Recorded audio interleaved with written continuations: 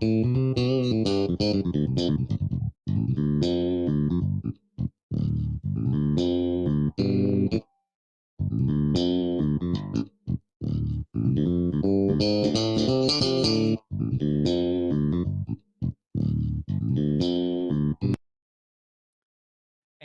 good afternoon, and welcome to Beyond the Devastation, our next episode. Today, I'm really honored and privileged to have this young lady on um, our really brand new podcast here that we just started, Beyond the Devastation. Today, we have Jalisa Doctor. Let me get that right, Jalisa Barnes. And I met this young lady when we were doing a civic piece at our jurisdiction or diocese, or a and she had an opportunity to be on the panel. And I was truly impressed by the way that, her answers and certainly her background, and where she really deals with her passion is children. And today I really wanted to have her talk to us for a few minutes about the devastation of children dealing with this COVID environment. She's had experience working in a school. She's in her own private practice, but I wanted to give her a platform, and I wanted everyone to hear how this is affecting our babies. And I thought she would be the right person at the right time, and given the season that we're in, to have her talk about it. So without further ado, because I want to give her all the time that we need, here she is. It's Dr. Barnes. What an honor and a privilege to have you today. And again, you truly impressed me by by the way you really answered all these questions during the civic.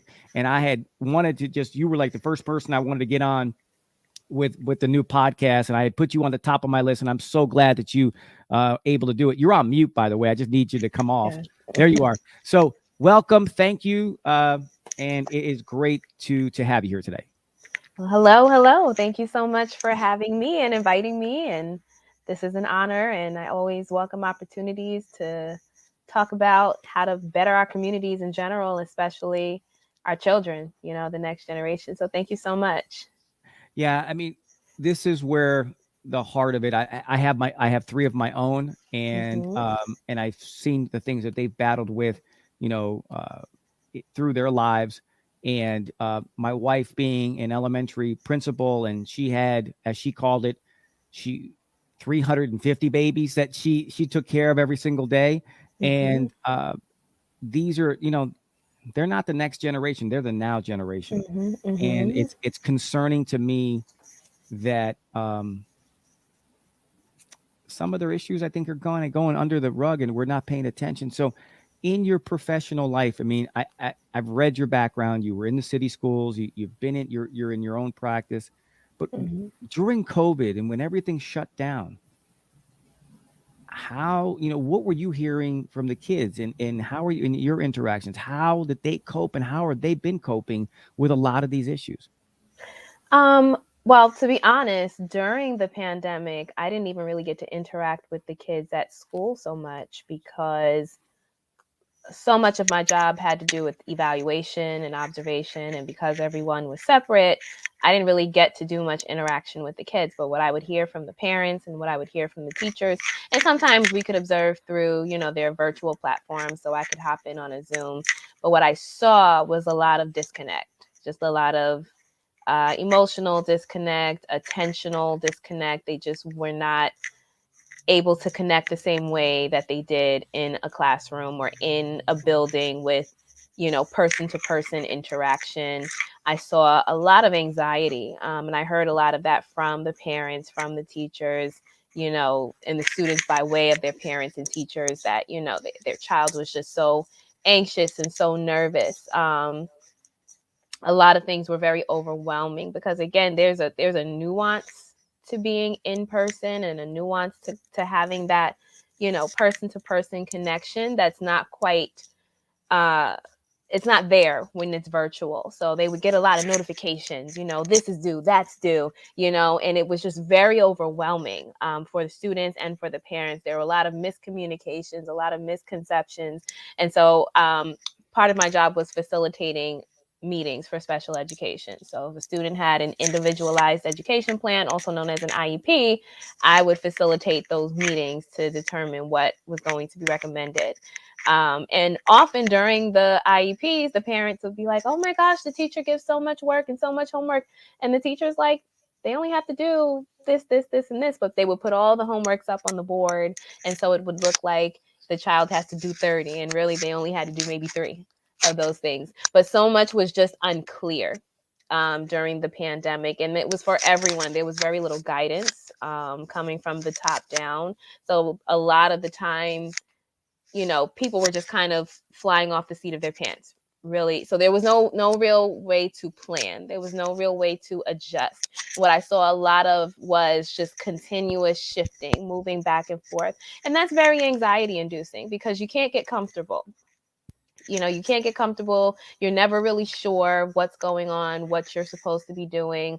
There are a lot of expectations that just were not going to be met. Even from the beginning, the expectation that this wasn't going to be a long thing. We started from 2 weeks to a few months to maybe a year. A whole And year, now yeah. we are almost 2 years into this pandemic and we're still dealing with it. It's still a prominent issue. So, there was just this sense of nobody knows what's happening next, and therefore it was just a perpetual sense of uncertainty and anxiety. And that's what I saw a lot.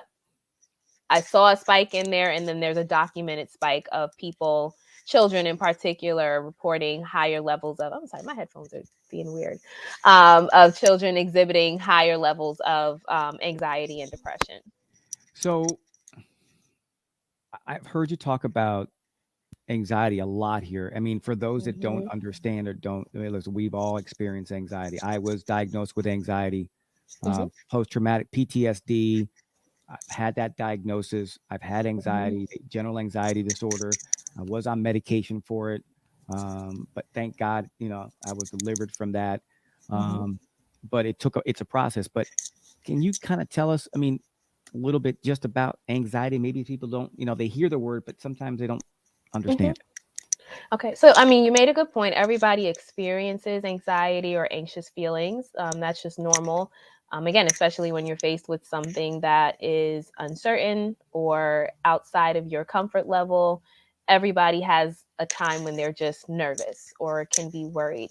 It crosses over into an issue when it impacts your ability to function as you normally would. And really, for anything that's labeled a disorder, when something is labeled a disorder, that means that the issue is so significant that it impacts your ability to function, whether it's in your relationships, whether it's at school, whether it's at work. You're unable to reach your highest potential because this thing is in your way. So anxiety becomes an issue when you are so worried and so nervous that now you're frozen. You can't finish things, or you're so worried, you're so frozen that, or you're having issues, you're having panic attacks, so you stop in the middle of the day and you can't do anything else. And so we saw a rise in that, where a lot of kids, they just wouldn't sign online after a while, or they wouldn't sign into their classes. Wow. um, or they sign into the classes and they keep their screen off and they're literally just not there. They're signed in, but they're not there. um Kids would just kind of, I can't do it, I'm not doing this, and we saw a lot of that. There was just so much more inconsistency in a lot of kids' performance and motivation and attention to tasks. I even saw some kids' confidence levels just seem to take a dip. Kids who were normally outgoing and friendly and motivated and wanted to do all these things just became very unsure of themselves and very, you know, just not wanting to able to deal, really. So the other thing I'm hearing is that, um, so we've got anxiety. So for moms and dads that are listening, Hmm. are there tells? Are there things that they should be looking for? I mean, like you Hmm. said, the disconnect was there, the unwanting. So my mom and dad might say, they just didn't want to be in school today, and they just chalk it off to that. But are Hmm. there things that we should be looking for in changes in behavior Hmm. that not that we want to put that label, oh, they're suffering from anxiety, but Sure. are there things that we should look for, that can help us, maybe get them to the right place? Hmm. I mean, anything that, I mean, you're really hitting all my points. Anything Sorry. that is no, it's good, it's fine.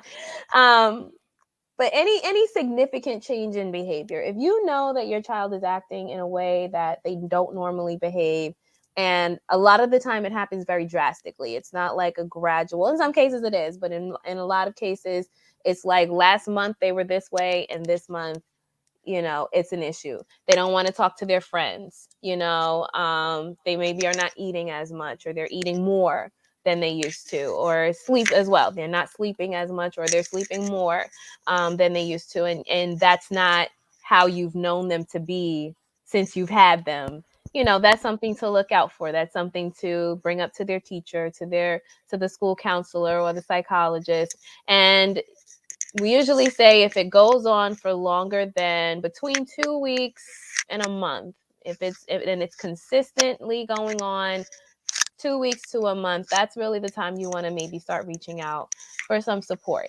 And it doesn't necessarily mean that it's going to have to be an intensive intervention. It can be just kind of a check-in. Maybe they need some strategies, maybe they need some encouragement, some motivation, but you don't want to just kind of, whether you chalk it up or not, you do want to address it. You do want to have a conversation. If your child is old enough to have a conversation with you about it, you can talk to them and say, hey, I've noticed, something, this is different about you. What's going on? Are you feeling okay?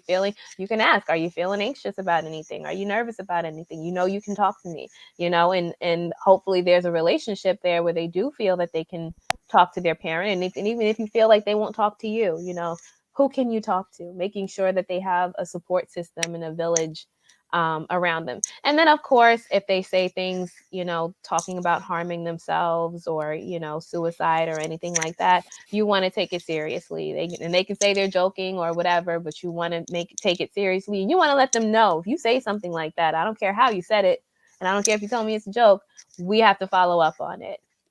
So yeah.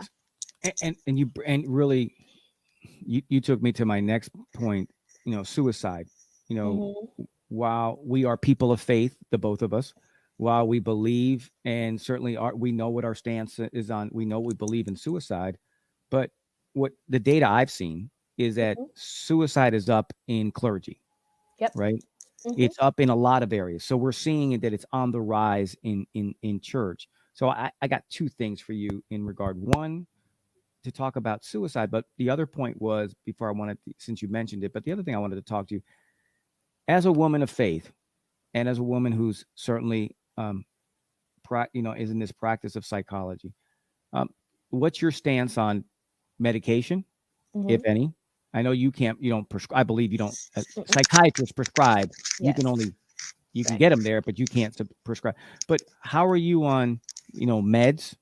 Mm-hmm. And then if you can come back and really address this issue, because suicide has become such a big issue.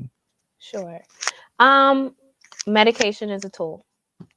You know, um, if you hear of somebody having cancer or diabetes or any other physical ailment that requires medication, most people don't question that, right? They will take the medication so that they can have, again, as healthy and full of life as they want. So many mental illnesses are not caused just by lack of will or lack of determination or lack of faith. A lot of mental illnesses come from physiological, chemical, and hormonal imbalances, and medication can be used to even out those levels, even out those imbalances. So if you consult your physician and they determine that you would benefit from medication, you meet and they don't just look at you and say, okay, here you go, right? They usually do some sort of assessment. So through their assessment, they determine, okay, you would benefit from this, and they prescribe you, follow your doctor's orders. I Sweet don't and know to if the that point. answered. I was gonna say, right, direct. It's not to the left. It's not to the right. She went Mhm. right down Main Street with that answer, which I really appreciate, because I think that some are big advocates. They will swing to the extreme left. Yeah, Mhm. oh yeah, medication. I mean, they Mhm. won't even think twice. Others try to do it as with cognitive behavior, right? They want to Mhm. do everything but medication. But I liked it because it is a tool. Mhm. And I think that if you can take something for your high blood pressure Mhm. that they can level it, then Mhm. I heard one. Dr. Elton Amos said this on a podcast that I had him on last year. He said that the biggest organ in our brain we don't even go see the doctor for, and that's our right. The biggest organ we got we don't even pay attention to, but we take medicine for everything else, and that's okay. Look, if I have cholesterol, boom. If I've got heart, boom. Oh, wait a minute. I gotta take I gotta take this. I gotta take Xanax. Oh no, I'm not crazy. I gotta take whatever all the other ones I used to be on. I can't even name them all, right? But that's stigma, Dr. Barnes, in the communities, both Latino community, the African American community. People don't want to go see somebody like you because of it. Because they say, oh, they're just going to put me on medication. I can't function. I'm going to be a walking zombie, blah, blah, blah. But they'll go and get on every other muscle relaxer they can get. But they don't talk about, like you said, it's a tool. Yeah. How do you overcome that in what you do? Because I think that's a big hurdle. Yeah. I mean, the best way to do is just to talk like we're doing now,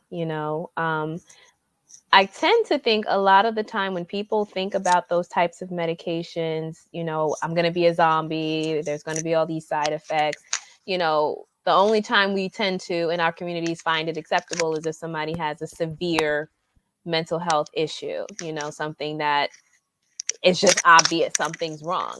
And those types of mental illnesses usually take very strong drugs, and because we're not normalizing the people who are maybe not at that level, but maybe still need the support of, some medication, we don't see that. So we don't even know. And there's plenty of people walking around and they take medication for their mental health concerns. And you would never, ever know it unless they said something. People never knew that I was on medication. It's not something until I voluntarily said it. People had no clue that I was on 3, just to balance because all of the things that I was going through. And I say for me, I'm an advocate because I know it helped. Right. And it was, I think that when I remember my counselor saying the same thing, it's a tool, John. We're not looking to have you on here forever, but we want to let's try to bring everything back into, balance. Right. One of them I remember, Cymbalta, Lexapro, all these, all these other ones. Xanax were the big ones, that I've heard of, Zymbalta, whatever. There's a whole Zoloft is the other one, Yeah. So all of these things, I'm just, it's bringing awareness that they work. Right. It's bringing awareness that there's people like you that can help. And it's bringing awareness that in the church specifically, where you and I spend a lot of our quality time, right? It's okay. It's okay to open up and talk to somebody like yourself and at least express what's going on in the inside. Sure. It's what I deal with as a pastor is that they come to me as, and I feel like a failure because I've got mental illness issues and, I believe God can, I believe in God can heal me, but I feel like admitting that I've got this issue is a problem. And that's what I hear a lot, that they feel it's, it's a negative. And I say, look, I think it's a positive that you're talking to me. So I'm struggling with that as a pastor, so what I've learned is that I'd rather call somebody like you and say, look, go talk to Dr. Barnes. This is not I'm going to stay in my lane. Sure.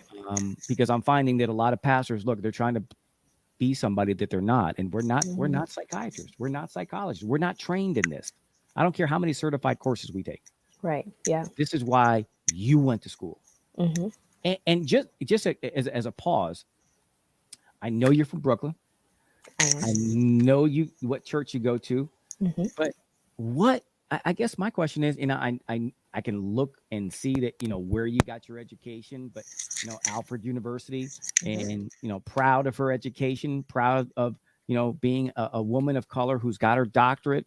And I know because I'm married to one, and I'm very proud of her. But why psychology, Dr. Barnes? What made you, where in your formative years did you decide this is the field you wanted to go to? Well, that's actually interesting because it's an interesting question because my family actually got me into psychology. Just a Wow. little bit of background. My grandparents divorced after 42 years of marriage, Wow. and I was 6 years old. I was here. I remember when they were married. And everybody was an adult in terms of, their children, but they fell apart. They fell apart, and they stopped, people stopped speaking. And this is on my father's side. And he's one of eight, so there were eight of them. Wow. And so I grew up knowing my family, and having a big, so what I thought was a happy family.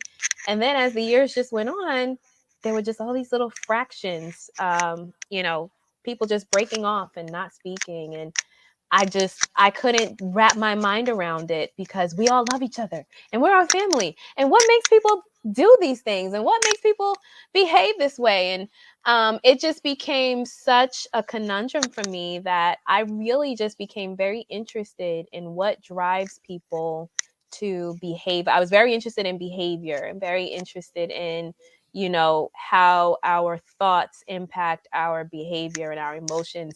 I learned after a while that everybody had their story.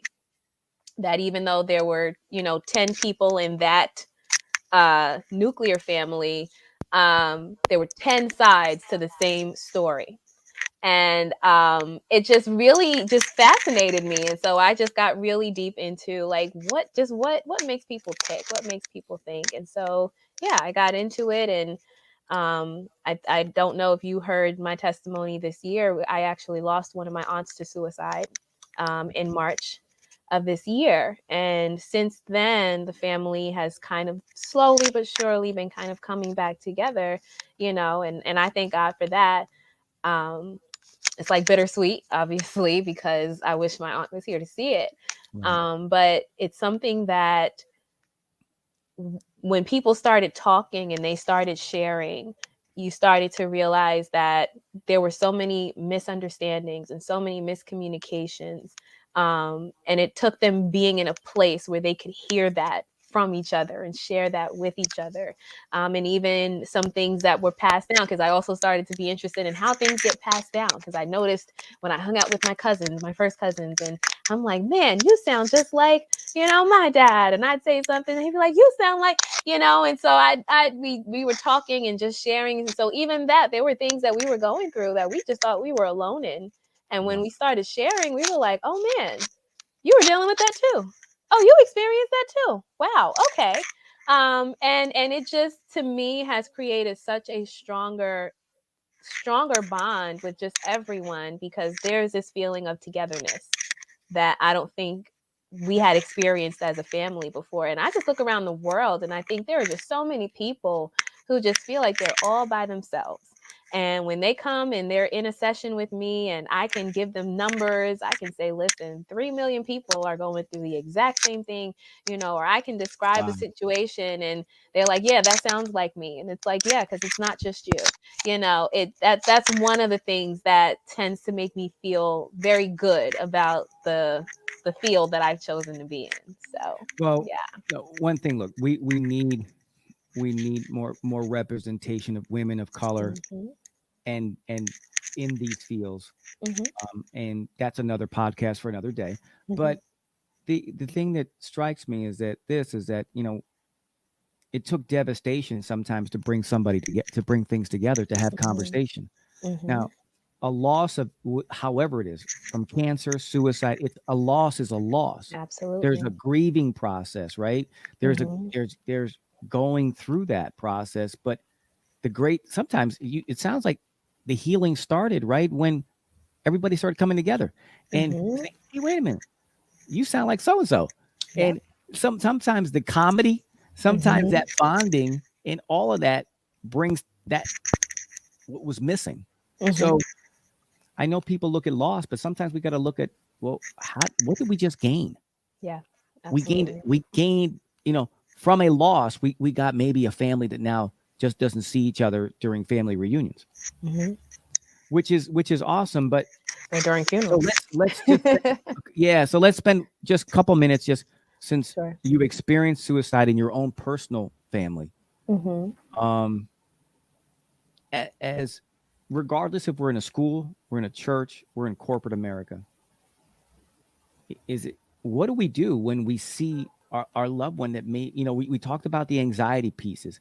Are Hmm. there tells with people that are looking to maybe hurt themselves or even take their lives? Or if, like you Hmm. said in the beginning, if we hear it, well, how do we handle it? Because it's a very sensitive thing to say, well, a child, I'm going to kill myself, right? Hmm. Or, but when it's an adult, Hmm. you know, who's the first phone call, Dr. Barnes? What should we do? So adults are always very different than children in terms of kind of your ability to do much. Right. The best thing you could do is make sure that they're in touch with someone. If you're able to not leave them alone, make sure they're not alone. You can call in for a wellness check. And of course, in our community, we tend to be very sensitive about calling, getting police involved when it comes to mental A- illness. absolutely. But the best you can do if there's no other option, yes, is to call. Sorry, there's a sneeze coming. Excuse me. They always take That 15 just minutes to makes the come. show better. Don't worry about it. It really does. It uh, adds that extra flavor that I was looking for. So good. We're good. but give as much information as you can. The person is unarmed, they're not dangerous, this is what they look like, so when you come up, you're not just showing up blind and expecting, a fight or anything like that. If they're open, most people don't actually want to kill themselves. They genuinely just don't see any other option. and Wow. and and um and studies have shown people who attempted and were not successful often regretted it as soon as they did the thing that was supposed to take them out. So as soon as they swallowed the pills, as soon as they stepped in The front of regret whatever, the regret kicked in, or whatever. And in after some cases, they after, so if they were saved and resuscitated, if it didn't get that hmm guilt, the regret of like, oh my God, I just needed help, but I didn't see an out. right, So they figured not being in this world was the only out. That was the last. the Wow. only Okay. option. I don't have anything else, Wow. so you want to make sure that they know that they have people, you have purpose, if they're believers, God has a plan for you, praying for them, praying with them. That's not going to necessarily save them, but whatever you can do to just keep them there until they get the help that they need. And a lot of the time, if they are threatening suicide and you call 911, in many cases people can be held for observation. They can be held involuntarily. I mean, and you don't necessarily want that, but if that's what's going to keep them here, then you know you do whatever you can do to keep them here. But the biggest thing is, especially if they're saying it, especially if they're verbalizing it, I'm thinking about harming myself, I'm thinking about killing myself, that is something you can call in. But if there's something else, you just notice they seem more depressed than usual, then you want to be a friend, you want to be supportive, you want to, again, encourage, send those scriptures. God is thinking about you, God cares, he didn't forget about you. I didn't forget about you, I love you, we're here for you. If you can get them to participate in something, again, this is not necessarily for you to save them. And I want to kind of put that out there, because a lot of the times we're trying to save people and we overstep, and we can actually interfere. You're not trying to save the person, you just want to keep them there until they get the support that they need, the help that they need. Yeah. This and is and not. you kind of Yeah. want to know your limits. Right. You're not there for an intervention. You're there to just look. Right now, you're the bridge until they can get the help. You Mhm. don't play medic. Don't play doctor. Don't ask them 30 questions. And these Mhm. are great tips, folks. Listen to what she says. Look, we're the bridge. Mhm. And if you act more of as a bridge, and then you keep them calm and do the little things until the Mhm. professionals, again, until the professionals arrive, Yep. then let them deal with it. And then you can, because the other thing, Dr. Barnes, what concerns me is that at least you can keep your relationship intact as well, right? Because Mhm. if they felt that you went over the, crossed, oh no, you made me worse, Mhm. and I think this way we can preserve, they can hopefully someday see that, hey, look, we were just a bridge. We were just there to hold on. And these are great things I think that we need to look at, that Mhm. just be the bridge sometimes. Mhm. Yeah. And that can keep somebody from going over the bridge, Absolutely. and really making that leap and that jump that, listen, on the way down, there's no, unless God really, moves that rock out of the way, it could be lights out. And Right. so, Yeah. but those are great points. So Dr. Barnes, one of the things that I like to do is I'm a big proponent of entrepreneurship. Mhm. I'm a big proponent of plugging people's businesses, and yours is near and dear to my heart, because I know I needed somebody, Mhm. and I was treated by somebody, and I'm not afraid to say it. Right. And I'm transparent. The church knows that. My friends know that. My family knows that. But for you, what I mean, we talked about it in kind of what I call the green room. But how can, if somebody wants to reach out to you, what's the best way to get a hold of you? Mhm. And you got hours. Let's talk about that a little bit, and because I really want to I want to give you these couple minutes as we close. Plug yourself, plug your business. So, so I'm a psychotherapist at the CBT and Wellness. What is that place? CBT and Wellness Center. I was, if you don't know, It's I'm in trouble. So for those, I'm reading it now. So it's Cognitive Behavior and Wellness Center, and it's in Lynbrook, New York. I'm going to yeah. help her out because I've got it up on my screen. I'm so used to just saying CBT and wellness. Right. But no, it's actually a group. It's a group of psychologists, and my colleagues. We work really well together. But yes, I do have my own caseload, and I do primarily work with children, but I also work with adults, young adults, and I do parent coaching as well. So I did find that, especially when I'm working with younger children, if the parent's not really there to implement a lot of things, then it doesn't go as well. A 5-year-old is not going to emotionally regulate without their parent support. I know So, some 55-year-olds that need to be emotionally regulated. Are you kidding? mhm, So anyway, go mhm. ahead. But I do a lot of parent and family coaching to help support the child in whatever strategies we're working on or whatever topics we're working on. Most of my clients deal with anxiety, so that's a very big part of my practice. Probably the next top thing that we deal with is depression and trauma. I deal with a lot of trauma. So the best way to reach me is on Instagram at Dr. underscore Jali, Jali. I also have a YouTube channel Oh, awesome. where I did a series called Thriving Throughout, and it talks about trauma in the Black community. It's like little short videos, 5, 6 minutes long, and it just talks about the history of trauma and how it can manifest itself in individually, collectively, and then just through generations, how trauma tends to manifest itself. And I talk about a little bit about church hurt / religious trauma. And then I have a couple other series on that same channel. So, but for the most part, the best way to reach me, if you want me to get back to you, is that Instagram So yeah, and handle. I know we're gonna close this out, but I love Hmm. the way she said religious hurts. Not everybody might know what church hurts are, Hmm. because that's predominantly kind of more to the folks that are in the church, but Hmm. religious trauma, Hmm. man, can you write a book on that one? Ah. Please, because I think if we just title it religious trauma, we could reach more people. Uh, Hmm.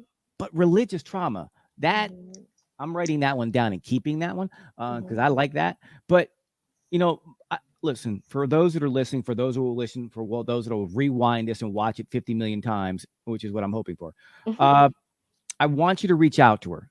I want you to call her. I get the information. Most of us have insurance. Um, Hmm.